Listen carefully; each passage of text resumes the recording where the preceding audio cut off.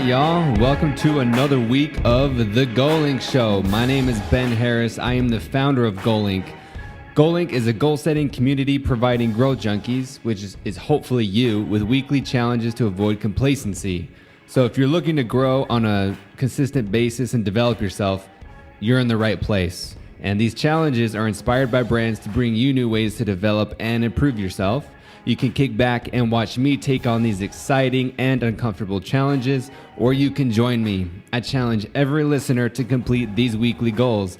Catch the content on Instagram, Facebook, or YouTube at Goalink Group. The Goalink Show, this podcast recounts experiences from the achievers of the world, but not just the success.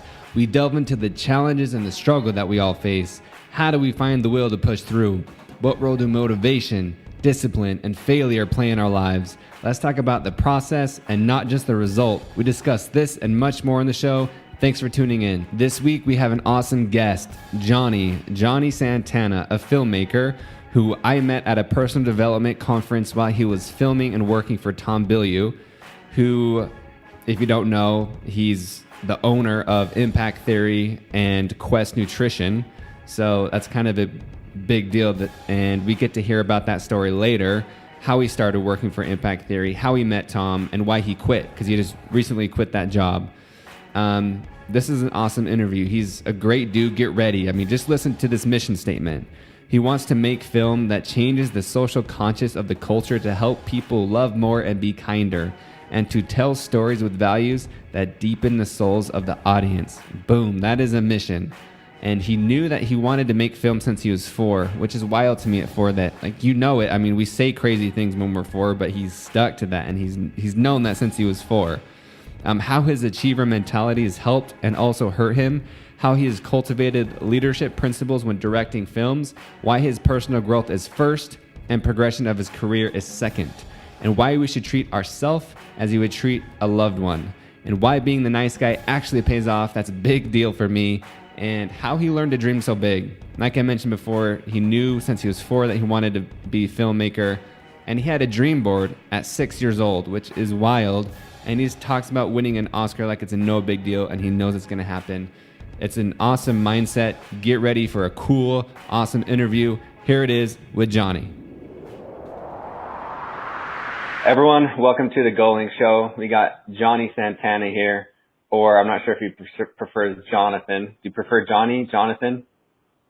I think Jonny is the way to go. Oh, dude, you know what, man? And Jonny Santana, that's just a legit name. And, you know, I gave you an intro before in the beginning of the podcast, you know, obviously after we've recorded this.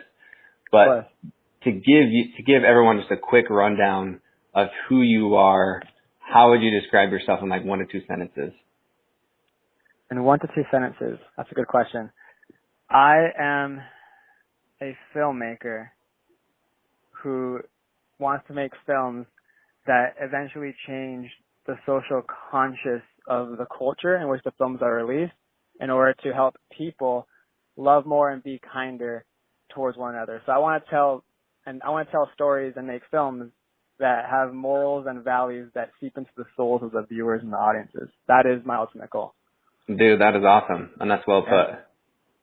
Thank you. Is that like your mission statement, or do you? I think you kind of say that. Yeah, no, that is my mission statement. It's that my mission statement since I was 4 has been to make films, but recently over the past few years I've discovered why I want to make films and how I'm going to contribute with the films. Earlier on, it was more of an ego thing, and I'm still battling with that right now. But definitely for the past few years, it's been about the contribution of what the film's message is, because you can spend years of your life making a movie. I did 2 movies, both took me 2 years to make. And I realized after doing those 2 years of hard work, you know, back-breaking work, blood, sweat, and tears, that if the film itself didn't have a good message or a reason to exist beyond just entertainment value, it felt like an empty pursuit. And so recently I've discovered that making film, making art that puts good into the world and positivity and spreads wise ideas is what the ultimate goal should be for my career, at least. That's awesome. And you said about your ego. So initially, did you start making films just because you thought it was cool and you wanted to make like a great piece of art and you're like, yes, I made that? Or what do you mean by ego? It was more of like the achiever mentality that I've had. When I was younger, my dad has always pushed me to be my best self. Like he put me, you know, like in after school classes and Boy Scouts and, you know, like on different soccer teams. And I was raised to be an achiever and everything like that. And so that kind of permeated into my passion, which was filmmaking. So I just wanted to achieve the biggest, baddest thing in filmmaking, make the biggest movies, work with the biggest people. And so that's what I achieved. And a lot of people, when they get into entertainment, they do it for two reasons, right? They do it because it's their obsessive passion, but also some of them just want the fame attached to it. I don't think I necessarily wanted the fame, but I really loved what I was doing, and I wanted to be like the best in the world at it, just to be the best in the world at it. And that's when I realized it was destructive. Not entirely destructive, but if you're only doing something because you want to be the best in the world at something, and you're comparing yourself to others, then that's when like you can feel really shitty. And I had many days where I was like, why am I doing this? Why do I feel shitty when I'm working with a beautiful team? And I didn't appreciate that. And what I realized is when I tied, so my current film is about mental health and gun violence.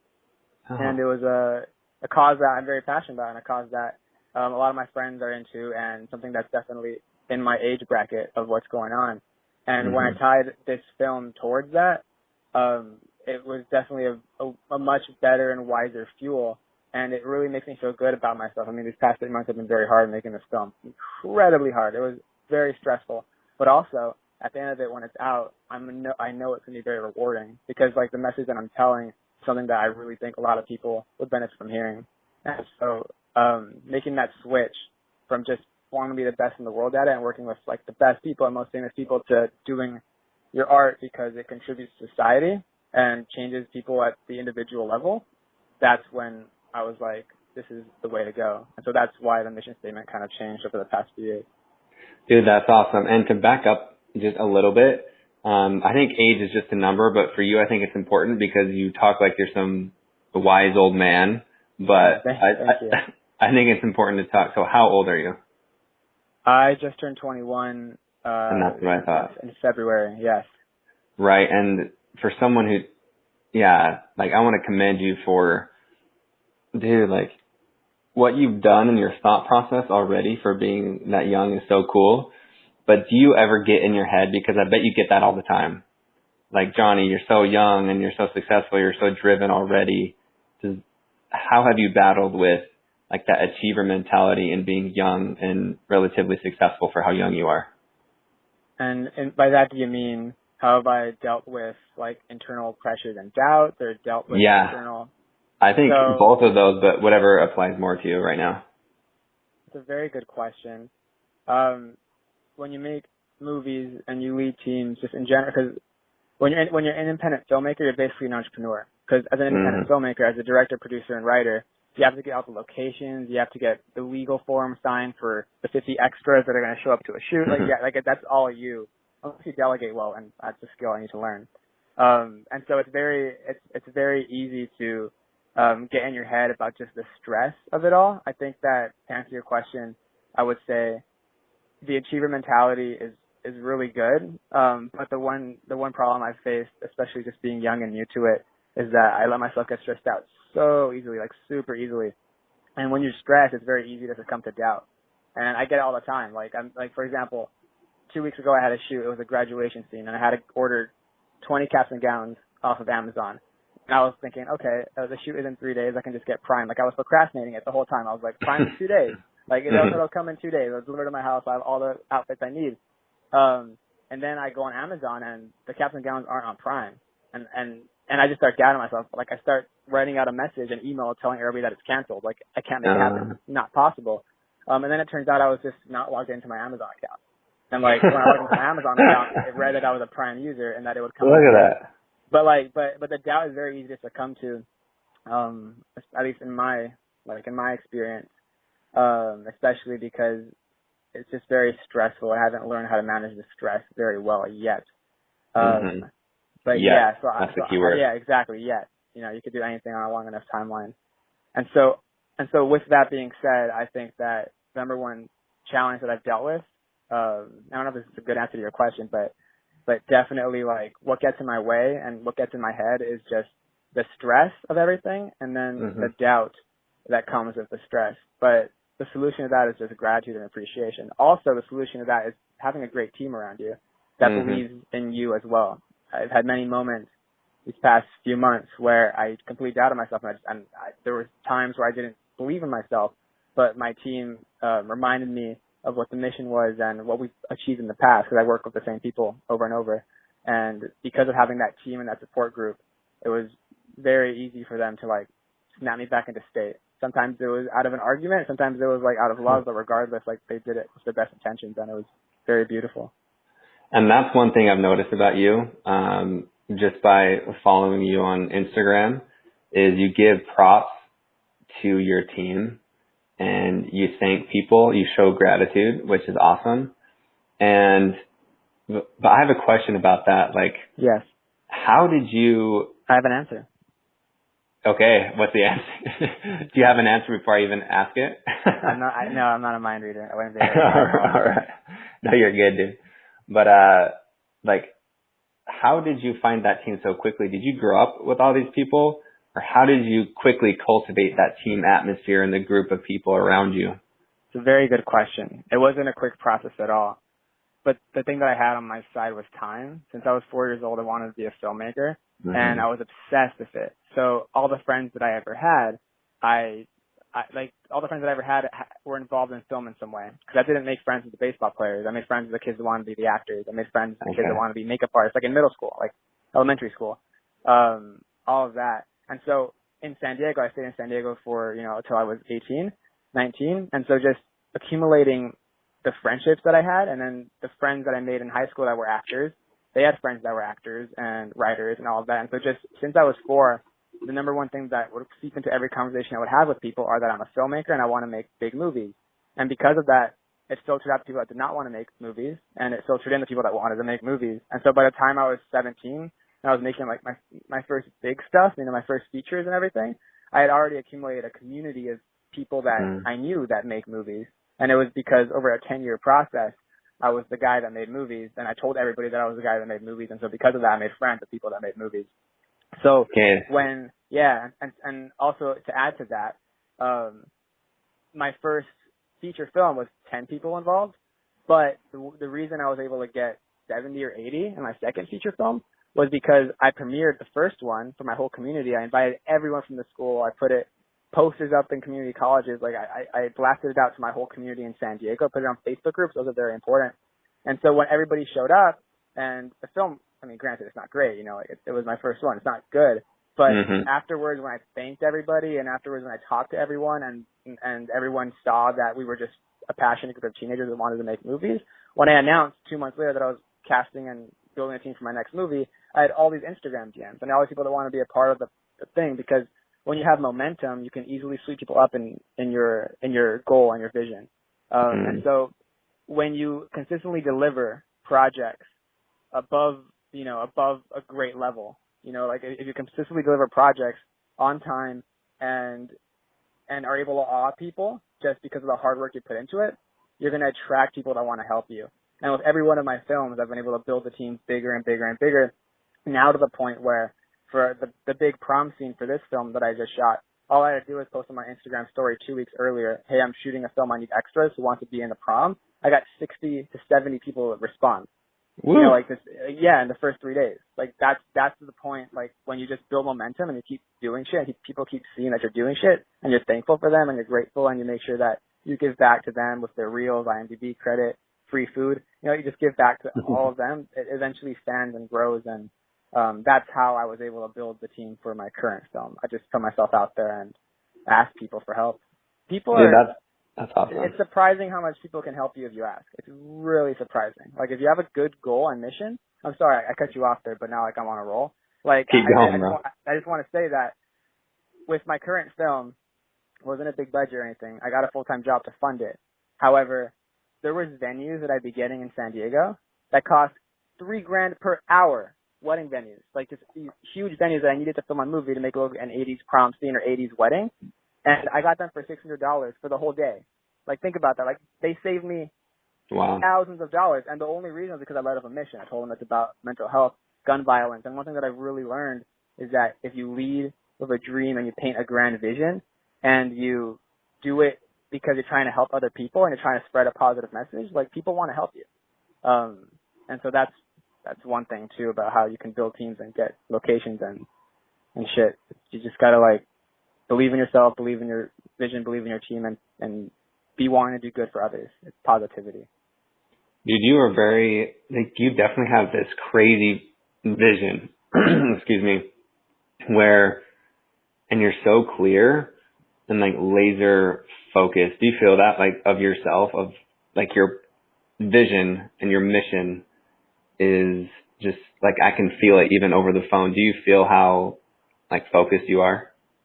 Oh, thank you for saying that. It's really nice that you acknowledge it. I mostly feel it.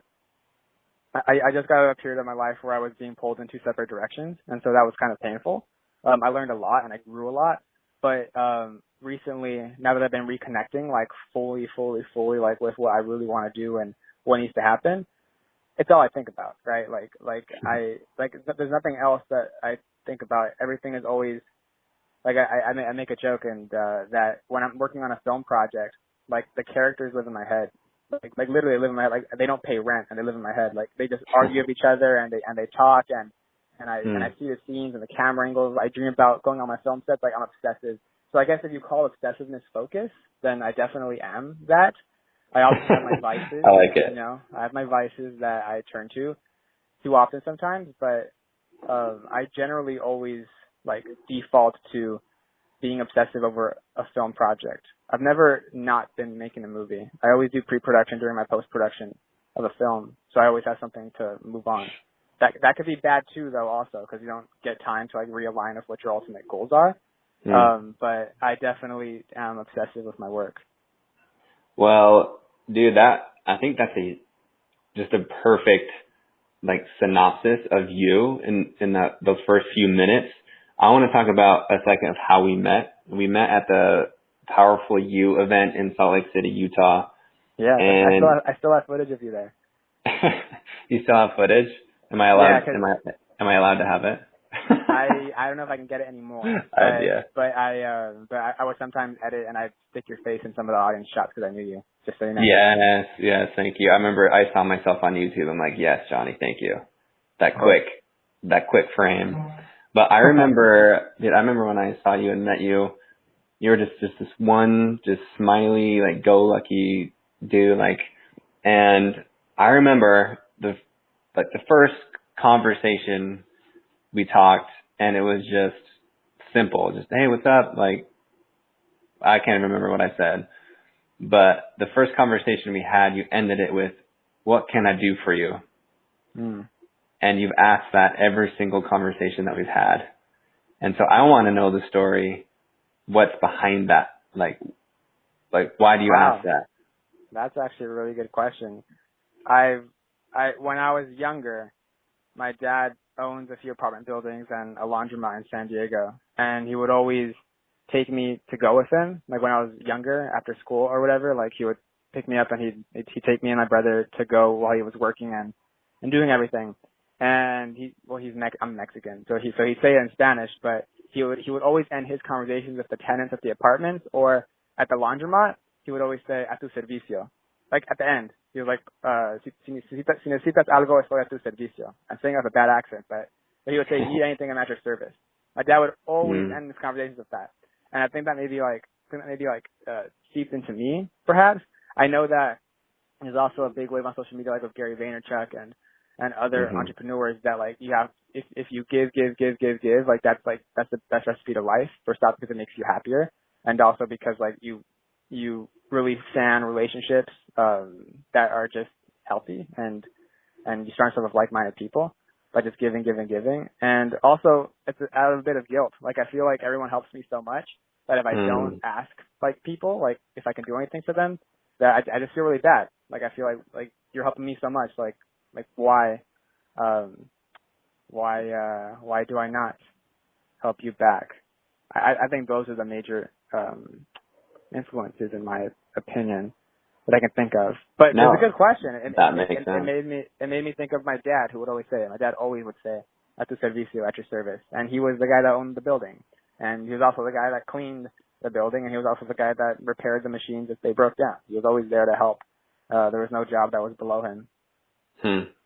Dude, that's awesome. On that note, because you said you kind of feel guilty if you don't ask that question, but do you ever ask yourself that question? Like, what can you do for yourself for like self-care purposes? Oh, I'm Like, glad you asked, because I had a habit of burning out for the past few years where I would go really hard, not invest in myself or my mind or my health, and I would just burn out, and sometimes I'd even end up, in the ER just because of how how hard I was going.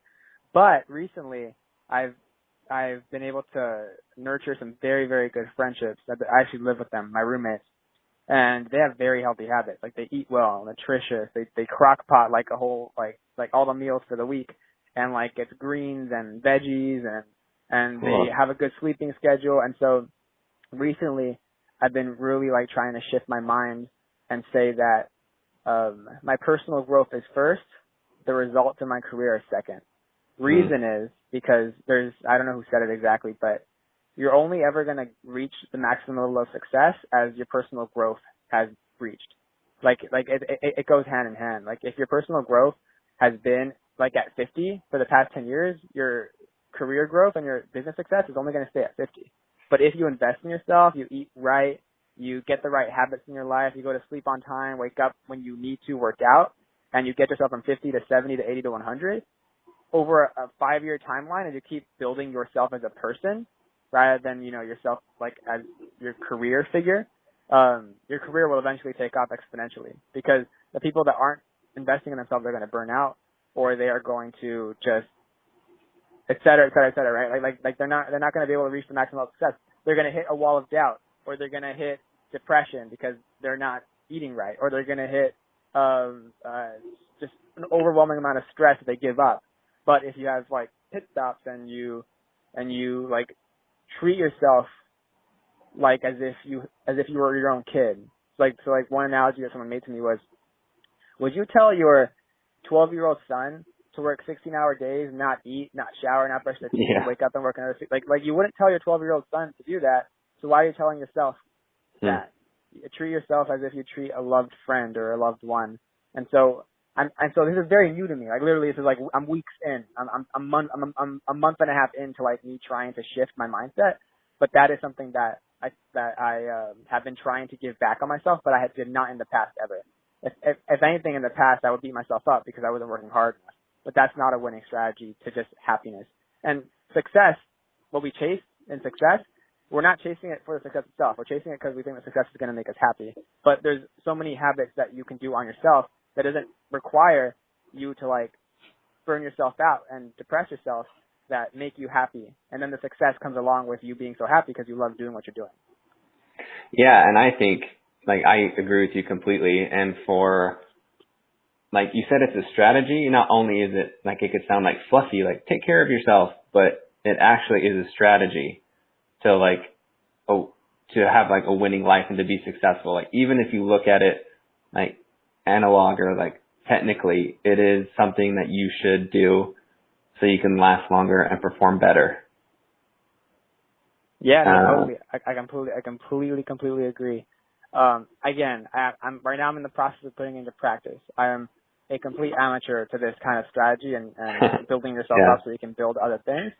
But I've definitely taken it a lot more seriously, and I'll report back to you as to how I do. But what did Yoda say?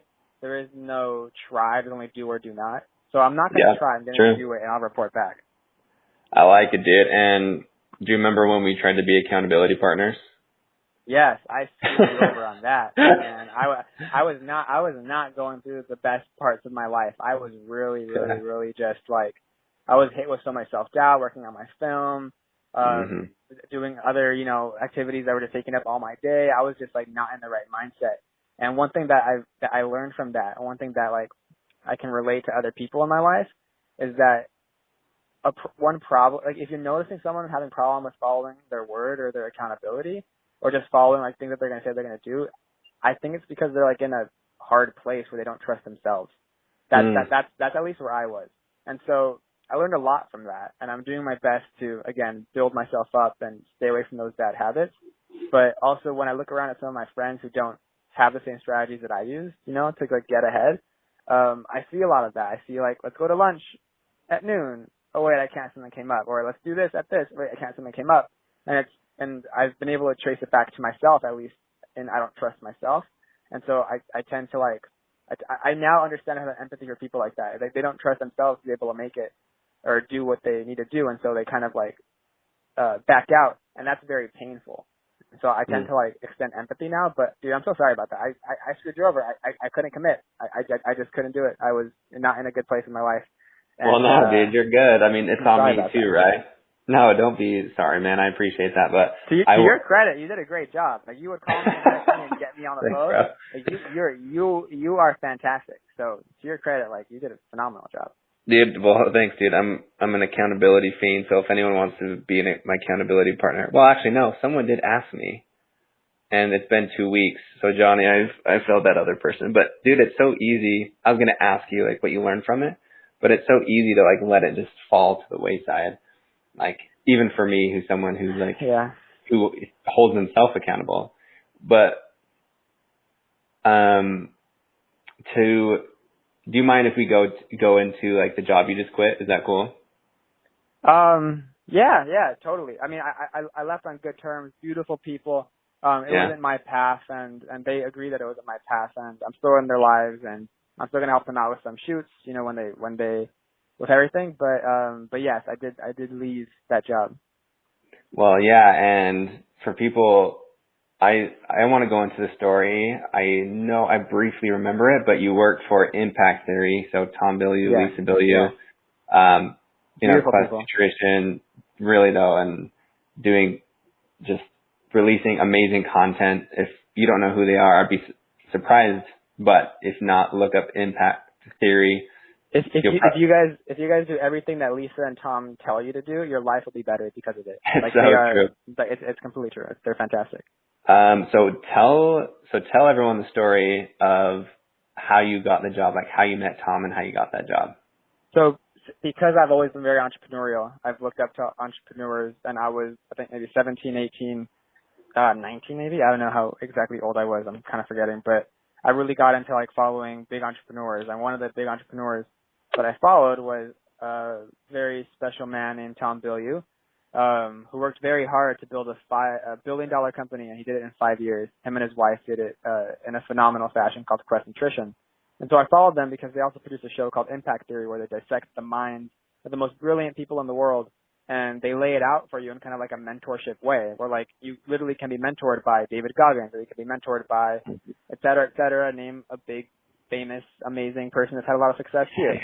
That's the kind of show they were doing. So I was listening to the show, and I was watching the show all the time when I would be editing or making my movies or planning my day. And then I find out that Tom is actually originally a filmmaker, listening to one of the keynotes. And I'm like, oh, that's interesting. I want to make movies. He went to USC. What? That's so cool. I applied there. Oh, wait. He is now starting a movie studio? What? And then when I heard that he's starting a movie studio, I was like, I need to meet this guy. I need to meet the team. I need to meet Lisa. I need to figure out how I can help build the studio, because his mission aligned exactly with mine, which was to make movies that change the culture in a way that has just positive impact. And so because of that, I try to figure out, how to get to him. Should I send him an email? Should I send him a text? But then I find out that he's actually going to be in Anaheim. And I find out he's going to be in Anaheim the day before he's in Anaheim. He was going to be at a place called WonderCon, and I was in San Diego. It was raining like hell that week. And I'd never really driven like far distances in the rain. I was not necessarily sheltered, but everything was so close by. But it was like there was a rainstorm. The highways were, filled with water. There was accidents and everything. And on top of that, in the AMA, Tom says like come say hi. Like I want you there. He was promoting a comic book that he was about to do, a great comic book with Steve Aoki called Neon Future. And so he wanted me there, and I'm listening to the AMA that he's doing, which is basically a live Q&A. And I go, okay, let me get WonderCon tickets. And I Google WonderCon, and turns out they're all sold out, right? Like, I mean, it's the day before a huge convention center. Like how can I get in? But I keep doing some more research, and it was like a false ad that said it was sold out. Like I didn't let that stop me. Like I did more research, and there was a kind of ticket that I could buy that would still let me go in. I didn't stop at the first time it said it was sold out. I almost did, but I was like, nah, there must be a way. And so I buy a ticket, and I drive through the rain very uncomfortably, but I do it. I get there very, very early. I'm pumped up. I'm very excited. I wear a white long sleeve shirt because I think I'm going to look professional. And I show up. He's not there. The team is there, but I'm talking to the team. They're beautiful. That's where I met Casey. She runs the operations of the comic department at Impact Theory. She's a beautiful soul. Okay. And she said she's going to get Tom to come by because I'm there, you know, and I'm the only one sitting in the chairs. And then Tom comes in, and I'm freaking out. You know, he's a lot shorter in person than I thought he was going to be. And I'm smiling really big, and he looks at me kind of weird. I give him a hug. Obviously, I thank him for everything that he's done, that he does, because he deserves thanks. People forget to thank people that do big things because they think they're thanked all the time, but in reality, that thanking becomes a fuel for them. And so I thanked him, and then I told him that I'm a filmmaker and that I've worked with people in the past that kind of gave me credibility, and then I said I wanted to email him one of my films, and that I was willing to, you know, work for him for free, et cetera, et cetera. And then so I get an email to the general company. I leave there, you know, glowing. I'm like, holy shit, I connected with him. That's amazing. And then I send an email out, and they email me back going, hey, I saw your work. Very interesting. Would you mind coming by sometime this week to shoot a video of him in LA and so we can see if you're skilled and talented enough to be part of the team. So I go do that, and I shoot something. I prepare like hell. All I'm doing is consuming Impact Theory content. I'm asking myself the question, why would they hire me? And I realized they'll hire me because I can bring something original to the table, which means I have to film this segment in a way that it's never been filmed before for them. And so I rent like a steady cam. I figure out what their house looks like by looking at their Instagram stories, and I find out places that they don't film usually, like offset, and how I can film there. And so I come in with a plan, I execute on the plan, and it's a video that they've never done before, and they saw it and they were very impressed, and they were like, wow, this is original. And he came prepared, and so we're going to offer him a 3-month stay, and if he achieves great things in those 3 months, then we are going to hire him full time. And then I did all of that, and I got hired full time. So that is my story of how I got into Impact Theory. And Dude, it was a great experience. Dude, that is an amazing story. Like, what's the lesson for anybody? Like, I mean, we could go back, replay it, and break it down. And I think just a few takeaways, like, you didn't stop when tickets were, like, sold out. Like, you kept going. You weren't afraid to, like, make a connection. Like, you got there early. You were talking to the team, like, and then you prepared and you did something original. I think that's the biggest takeaway, is that you wanted to stand out and you put in the time. And, you know, Tom talks about that too, is that he has an insane level of preparation, more than anyone. And I think you mirrored that, or you showed that to them, and that's what stood out. Yeah. Well, thank you for saying that. I mean, you have to be outstanding, you know, in life to stand out. And in order for you to stand out and to be outstanding, you have to come up with ways of doing things people haven't done before. And you don't have to be an original person to think of this. All you have to do is ask the question, how can I do something that is slightly different, or how can I do something in a different way to present what I'm trying to present? And if you do that, like, people take notice because you suddenly rise among the top of everybody else who's doing the same exact thing. And so if you go to a mentor or someone who you want to be a mentor, and you provide an insane amount of value and in a new way that they've never thought of before, and you stand out and you're a nice guy, like, one of the reasons why I've been able to, like, achieve what I've achieved, which is nothing really, but one of the reasons why I've been able to achieve what I've been able to achieve is because I try to be like the nicest guy. Like, I genuinely try to care about people, and I genuinely try to, like, add a value, and I genuinely just want the best for everybody. Like, having those good intentions is very, very important. Yeah, and I feel like, so I would consider myself trying to be a nice person. Have you ever felt like the nice guy doesn't always finish last?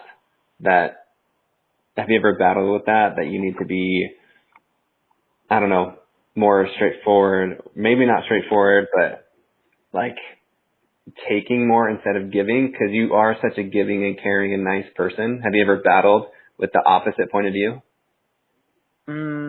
I think that I personally, that's a good question. I think that, like, all I really want, you know, is to make movies. And so if overall the goal is being met, like, it's not even just, I want to make the best, the best product that I can make that achieves the goal that I want. And so I find that generally being collaborative and generally just being nice on set and hearing everybody's ideas. Like, I don't care if my idea is the best one. Like, if my idea is shit and one of the PAs gives me a phenomenal idea of how the scene can completely turn around, like, I'll take it and I'll run with it. And so I generally don't force feed my vision down people's throats or in a very dictatorship manner. I generally just paint what the goal is, and if there's a different path that someone pitches me, I will definitely go down it. Now, there are times where I've had to fight for my vision when I've worked with certain producers because I just felt like it'd be the better movie. And in those times, like, I stick by my guns and I rally people by me that believe it too, so that I can have, like, so that it's more like democracy, right? So if there's one person that's stopping me from getting the shot that I want because they don't think it would make sense and they don't want to put the money behind it, I get, like, the actors and I get the writers and I get the extras involved, and I go, hey, like, this is how I want to do it. Would you be willing to, like, rally behind me to do that? And if they believe in what I'm saying and they believe that I'm right, then it's very hard for one person idea to, you know, rise in credibility when everyone else is given the credibility of the idea that's correct. I think the best idea always wins, and I never go into a situation with thinking that my idea is going to win and force feed it down somebody. I always hear them out. But, like, ultimately, logic and math weigh out, right? Like, if you can present your idea and if you can present yourself in the way where, like, only an idiot or someone who has bad intentions would want something else, then, like, it's very hard for you to lose. And so with that being said, I'm never really forceful with my ideas. I just present the ideas that I believe and have researched are correct and will work. And because of that, the ideas usually come to fruition without much resistance. And if there's someone that's just giving me constant resistance because they're a toxic person, they don't want me to win, or they don't want the project to succeed because they're dealing with something, then I just do my best to avoid that person on the next project, or I just straight up tell them, like, there's something that you're dealing with and the project is kind of going to have to rise above that, and I can help you on the side or later on when the shoot's over. That's generally how I deal with those issues. Okay, cool. So why are you quitting Impact Theory? Because that's an awesome job. I know a lot of people would be like, Jonny, you're crazy. Like, and it's definitely successful already, but I think it's just about to blow up even more. And especially, is. With some other things that they have. They are going to win Academy Awards in 6 years. I'm calling it right now. You can play this back. Dude, I love it. They're going to do fantastic things. The reason why I'm leaving is because my path is just a different path, and I learned so much there, and I learned a lot about distribution and social media and everything. But one thing that they haven't built out yet, and they will very soon, is just the filmmaking aspect of it. And right now I'm in the point in my life where I just want to learn the craft of filmmaking. And when I work, I tend to work very hard and long hours, and I was finding that it was very hard for me to balance my own films and interests with working hard and serving them as much as I could. And when you work with someone and for someone, your number one goal should be to serve them and make sure their goals are being met above your goals. Like, when you're with them, like, that's how it should be. Like, that's the deal, right? And what I was finding was I was so obsessed with my film and what I was doing that I couldn't give myself all to them, and because of that, they're losing, and you don't want to put them in a losing position. They can find someone else who can dedicate themselves even more than I ever did fully. And so I'm leaving, obviously, because, like, they deserve someone who's 100% attention there, and everyone else there has that, right? And I'm also leaving because my passion for film is so strong that when I'm not making movies, I get a little bit depressed.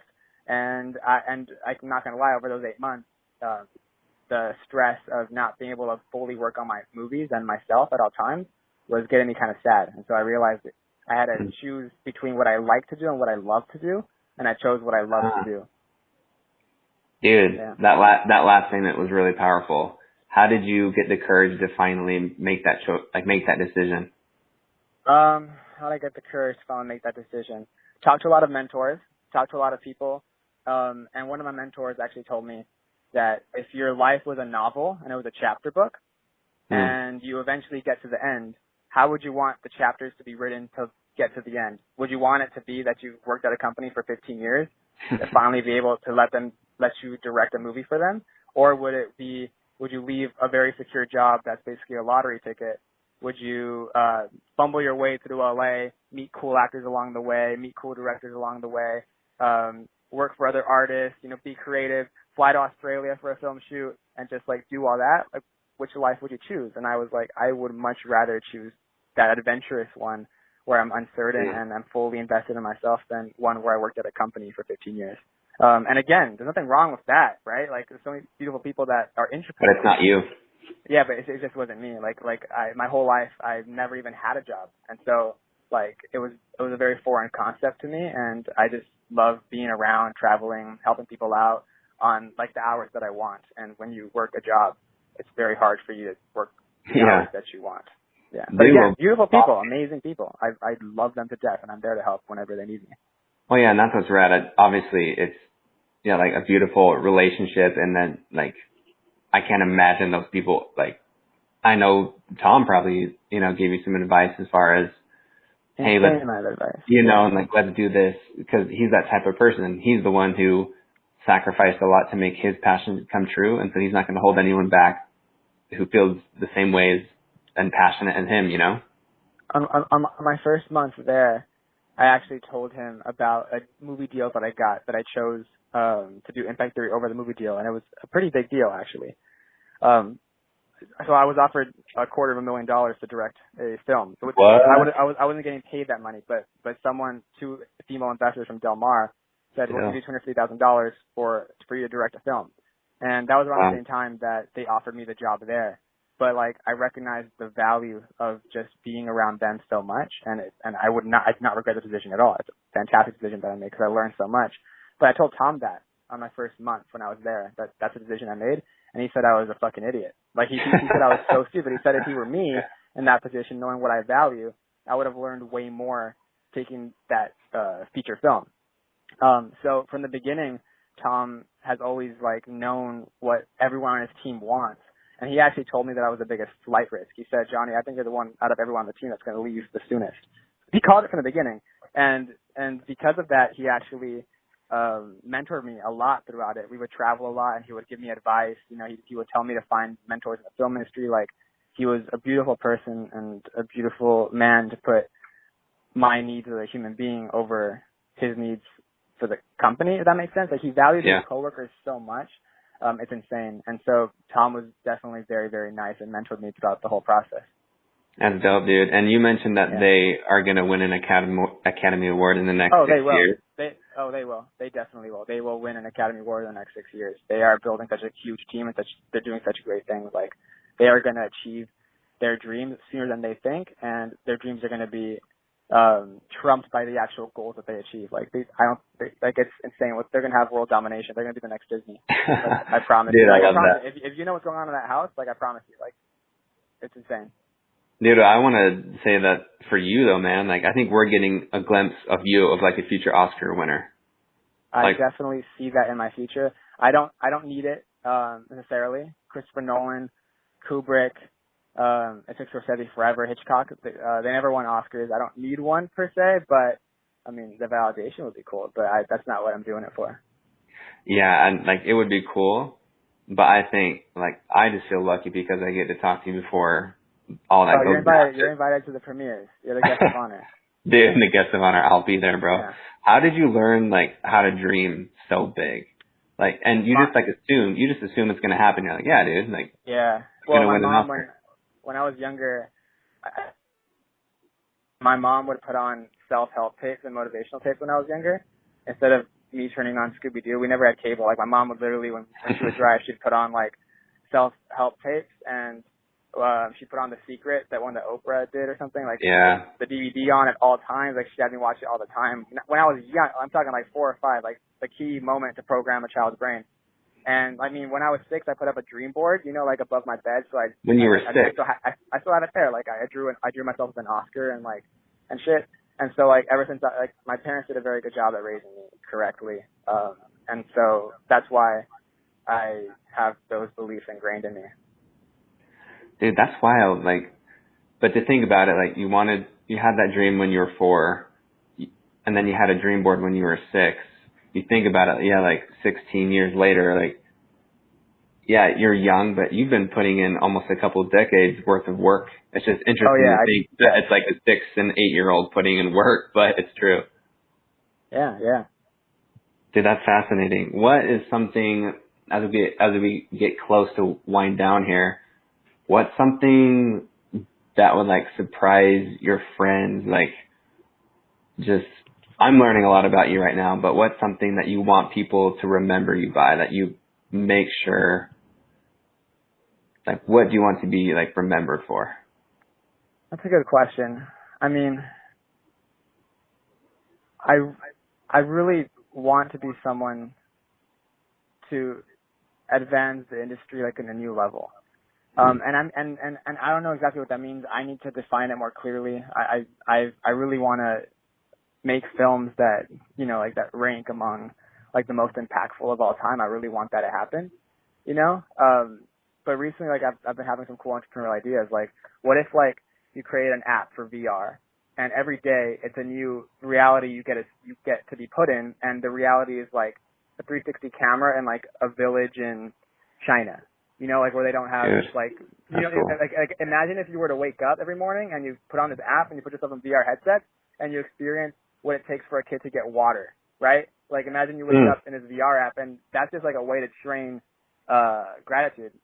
The guy from Charity Water, I think his name's Scott Harrison, like I think he got like $50 million donated because he gave everybody VR headsets, you know, back when VR was like very like new and emerging, to like a group of millionaires in a room, and he played a 7-day video of how long it took for this young girl in Africa to get water. And when the guys took the VR headsets off, they were in tears.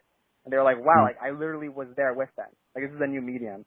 And so like, to answer your question, I really want to experiment with new industries. I want to see what can happen and how we can impact people through stories in the best way possible. I think VR is definitely the future for that. Definitely. But I don't know what I want to be remembered for. I don't know necessarily. Yeah, I just want to make movies, achieve my passion, and help people along the way. Dude, I love it. So I have a couple more questions for you. This one right here is, what can I do for you? Oh, what can you do for me? Yeah, what can I do for you? I think that you're definitely a very positive influence in my life, and if you can keep being that, that would be fantastic. If when my movie comes out, you can send it to other people, that'd be great. You know, I'd be so happy to do that. Yeah, and if you ever need something from me, you can let me know as well. If I'm ever in Utah, or where you live, you don't live in Utah anymore, you live in, where'd you move to again? South Carolina. If I'm ever in South Carolina, I need a place to stay. It'd be cool if I could stay at your place. I got you, man. There's a lot of things that you can do. I can't think of anything in the moment, but I'm also here for you as well. Okay, thank you, sir. All right, so we've come to the segment that I call Scroll My Soul. And what that means is, it's interesting, right? I call it Scroll My Soul because in my phone, I have a running note in my iPhone from my conversations, from books, from something I hear, any inspirational moments, quotes, whatever it may be. I write it down on my phone, and there's just a huge list of things. And I randomly scroll through and I pick something. And I believe that that moment is meant for this. And so I want to hear how you relate to it, or an experience, just your thoughts on it, whatever it may be. So I'm going to read this thought. I just want to hear what you think. Cool? I'm ready. All right. So the opposite of success is not trying. It's not failure. So what that means is typically we think that failure is the opposite of success. But truly, the opposite of success is not trying. What does that mean to you? I think that if you want to achieve anything in life, you're going to have to work very hard and try so many things. And if you just don't try, you know, to get yourself to a state or a place in your life where you're going to be happier or contribute to what you want to contribute, then not trying snips it at the bud. Like, the tree will never grow if you never plant the seed, right? And so that's what I think that means. And now that we're on metaphors about trees, like the trunks have to, like, you know, pivot through like crevices in the concrete, and they have to like go through houses, like the roots. I mean, not the trunk. That'd be a very weird tree. But yeah, like that's not necessarily, you wouldn't tell a root that it failed if it like hit concrete, right? Eventually that concrete's going to break apart and it's going to break the foundations of the fucking house. And so I think that if you never would have planted the seed and never tried, you would be nowhere near, you know, the tree and the growth that you had. But if you try and you fail, you can always pivot and continue on towards the success. I'm not really that into trees. I don't know why I use that as a metaphor. I apologize. But no, dude, I'm down. Yeah. So, yeah, and I think, like, you nailed it. Like, if you don't ever try, of course you're going to fail. Like, it's an automatic fail. And if you do at least try something, it might not work out exactly how you think, but you can pivot and try different things, you know? What was that quote about the bike? Like, you don't learn how to ride a bike without ever getting on? Some shit like that? Yep, dude, I like it. So when is this next film gonna be out? And do you know like the level of distribution yet? This film is gonna be out in about 3 to 4 months, and I am gonna work very hard to get musical artists attached to it so that they can So there's 2 paths for a film. There's film festivals, and then there's online distribution. I think film festivals are outdated. The reason why people put their films in film festivals is so they can get people to see it that wouldn't see it otherwise, and so that they can get the right people to see it. I think the internet completely cuts through that, because I've been in film festivals. I've had films played at film festivals, and you still have to pay tickets to get into your film, right? Like even if you had your film into the biggest film festival in the world, and people don't know about your film, like there could be 5 people in the theater. Also, those producers who you wish saw your film, like what's a better chance of them seeing it? At a film festival that they walk into an unknown film, or on the internet when you email them a link and you go, you changed my life. I loved in that movie where you did that thing in the scene where like the camera did this and it cut to that. It would be amazing if you analyzed my film, or at least watch the first 30 seconds and continue watching it if you like it, right? Like the internet just changes so many things. You can attach musical artists to score your movies and have the musical artists retweet your film if they believe in the social cause that you're trying to promote, right? You can have, I'm going to have 3 big musical artists score tracks to my film and release the film when they post about their new song. I'm going to, I studied YouTube a lot and I studied social media a lot when I was at Impact Theory, so I'm going to use those techniques to promote my film. And also at film festivals, it takes 8 months for you to be able to release it online, because most film festivals don't allow you to release it online. My film is about spreading kindness and love and change. If I put it at a film festival, like, you cut off the exponential growth of the internet's ability to touch people's lives. And so the distribution for my film is going to be on the internet, trying to cast the widest net possible to help and spread the message that I want to spread. So that is the level of my film distribution, and I expect that to happen in 3-4 months. I'm in post-production right now. So summer 2019 for everyone. Yes. Yep. And then is it going to, I assume it's free for people to watch, or the donation level? Or people don't pay money for short films. And so like so how long will it be? It's a good question. So like I've shot enough to make it 2 hours and 30 minutes, but I know that that's not the most efficient way to inject a message into culture. I want to edit that down to maybe max 20. It's going to be hard, you know, there's a lot of scenes, but I want to get it as short as possible and punchy as possible. Dude, I'm stoked for that. Dude, I'm excited to see it. I'll for sure help you spread it. Thank you for saying that. Thank you. Dude, you're not. So as we conclude, do you have any last tips or advice for the people out there? Any last wisdom? I would say that when you bump into somebody at a personal development festival, get their numbers. No, really, like develop relationships that you go to when you go to like self-improvement like places, or like just in any sort of events in which you find part of your identity at, because the people there are seeking the same thing you're seeking, or at least in the same mindset. And because I connected with you there, now we're having this conversation and we've become friends. So I would say like seek people out there like-minded at events where you know like-minded people would be at, and develop their friendships and help them out in any way you can. That's what's happening here. That is great advice. And really, Jonny, thank you. Like, I appreciate you, like allowing a dude to come up to you randomly at the event. Thank you for taking an hour out of your day.